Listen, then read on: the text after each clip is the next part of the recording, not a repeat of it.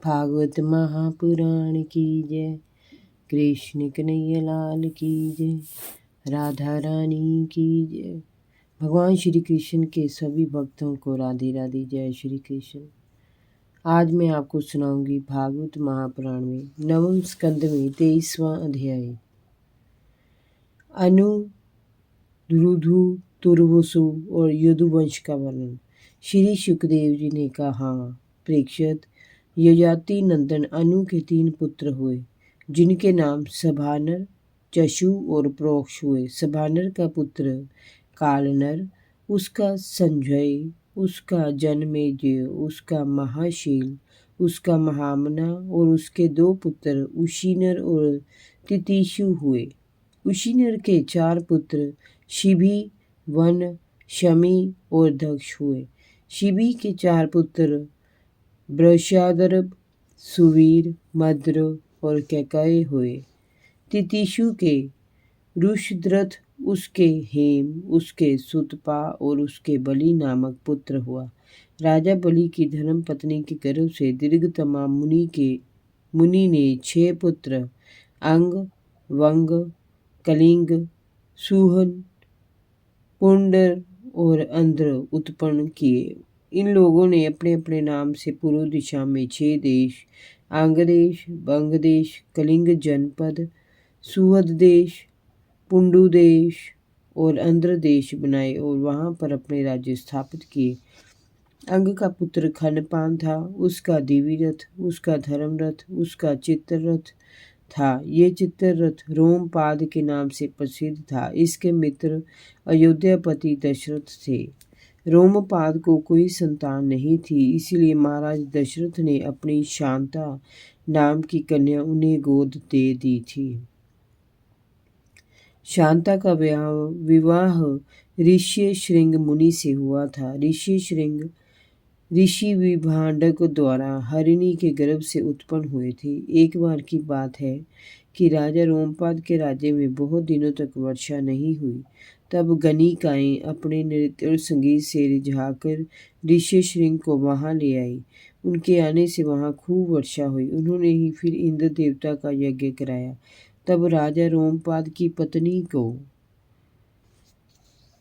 पुत्र रतन की प्राप्ति हुई। रोमपाद के पुत्र का नाम चतुरंग था। फिर उसका पुत्र हुआ पृथुलाक्ष। उसके पुत्र बृहद्रथ, बृहत्कर्मा और बृहदभानु हुए। बृहद्रथ का पुत्र बृहन्मना हुआ और बृहन्मना का पुत्र हुआ जयद्रथ। जयद्रथ की पत्नी का नाम था स्वभूति। उसके गर्भ से विजय का जन्म हुआ। विजय का धृति, उसका धृतव्रत, उसका सत्कर्मा और उसका पुत्र अधिरथ हुआ। अधिरथ की कोई संतान नहीं थी। एक दिन गंगा तट पर विचरण करते हुए उसने पानी में बहती एक सुंदर पिटारी को देखा। उस पिटारी को वह गंगा जल से बाहर निकाल लाया। उसमें एक सुंदर शिशु था। वह बालक कुंती की कन्यावस्था में जन्मा कर्ण था। अधिरथ ने उसे अपना पुत्र बना लिया। कर्ण के पुत्र का नाम वृक्षसेन था। यजाति के पुत्र द्रुहु से भरभू का जन्म हुआ। उसका पुत्र सेतु हुआ। उसका आर्बद, उसका गंधार, उसका धर्म, उसका धृत, उसका दुर्मना, उसका प्रचेता और पचेता के 100 पुत्र हुए। ये उत्तर दिशा में मलेच्छों के राजा हुए। यह जाति के पुत्र तुर्वसु का पुत्र वरी हुआ। वरी उसका भरग, उसका भानुमान, उसका त्रिभानु, उसका उदार बुद्धि कंदम हुआ और उसका मरुत हुआ। मरुत संतानहीन था, इसीलिए उसने पूर्ववंशी दुष्यंत को अपना पुत्र बना लिया था। परंतु दुष्यंत वहां टिक नहीं सके। राज्य की लालसा में फिर से अपने वंश में चले गए। यदुवंश का वर्णन। परीक्षित जाति के बड़े पुत्र महाराज यदु का वंश परम पवित्र और समस्त पापों को नष्ट करने वाला है। इस वंश में सवै भगवान श्री कृष्ण ने मनुष्य रूप में जन्म लिया था। यदु के 4 पुत्र थे, सहरत्नजित, क्रोष्टा, नल और रिपु। सहरतजित का पुत्र शतजित था। उसके 3 पुत्र महाहय, वेनुहय और हैहय हुए। हैहय का धर्म, उसका नेत्र, उसका कुंती, उसका सोहजी, उसका महिष्मान, उसका भद्रसेन और भद्रसेन के 2 पुत्र दुर्मद और धनक हुए। धनक के 4 पुत्र कृतवीर्य, कृतगिन, कृतवर्मा और कृतोजा हुए। कृतवीर्य का पुत्र अर्जुन था। वह 7 द्वीपों का एक छत्र सम्राट था। उसने भगवान के अंशावतार श्री दत्तात्रेय जी से योग विद्या और कितनी ही सिद्धियां प्राप्त की थी। वास्तव में यज्ञ, दान, तपस्या, योग, शास्त्र ज्ञान, पराक्रम और विजय आदि गुणों में कोई भी सम्राट अर्जुन की बराबरी नहीं कर सकता। वह राजा 85,000 वर्षों तक अपनी 6 इंद्रियों के द्वारा अक्षय विषयों का भोग करता रहा। इस बीच ना तो उसके शरीर का शरण हुआ और ना कभी उसे अपने धन नाश की चिंता हुई।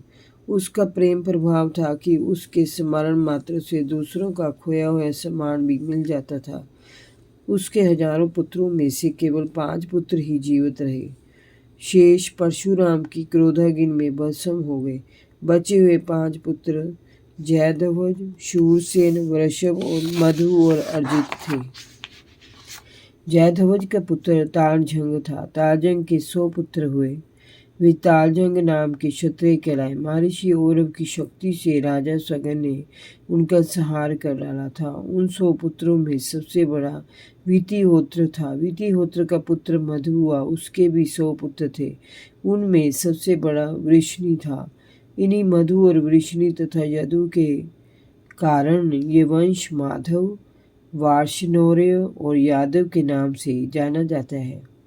यदुनंदन कोष्टु के पुत्र का नाम वृजिवान था। उसका पुत्र श्वाही, उसका ऋषेकु, उसका चित्ररथ, उसका शशबिंदु था। शशबिंदु परम योगी था। वह महान ऐश्वर्य संपन्न और अत्यंत प्रकर्मी राजा था। वह युद्ध के 14 रत्नों हाथी, घोड़ा, रथ, स्त्री, बाण, खजाना, माला, वस्त्र, वृक्ष, शक्ति, पाश, मणि, छत्र और विमान का स्वामी, चक्रवर्ती और युद्ध में अजय सम्राट था। उस यशस्वी राजा की 10,000 पत्नियां थी। उनमें से प्रत्येक ने 1,00,000 संतानें उत्पन्न की। इस प्रकार उसके 1 अरब मीन्स 100 करोड़ संतानें हुई। चंद्रवंश के अर्थात शशबिंदु मीन्स चंद्रमा के 6 पुत्र प्रधान थे। उनमें भी पृथुशर्वा प्रमुख था। उसका पुत्र धर्म था। धर्म का पुत्र उष्णा हुआ। उसने 100 अश्वमेध यज्ञ किया। उष्णा का पुत्र रुचक हुआ और उसके 5 पुत्र पुरुजित, रुकम, रुकमेशु, पृथु और जयामग हुए। जयामग की पत्नी शोभ्या थी।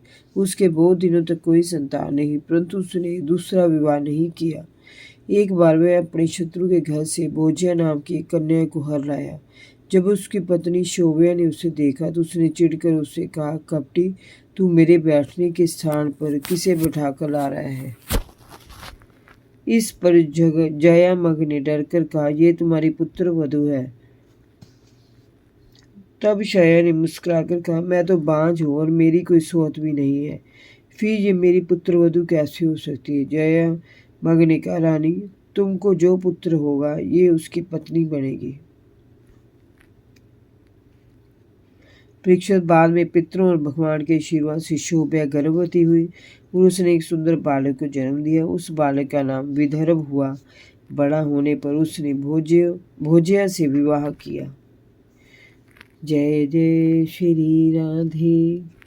भागवत महापुराण की जय। कृष्ण कन्हैया लाल की जय। राधा रानी की जय। भगवान श्री कृष्ण के सभी भक्तों को राधे राधे। जय श्री कृष्ण।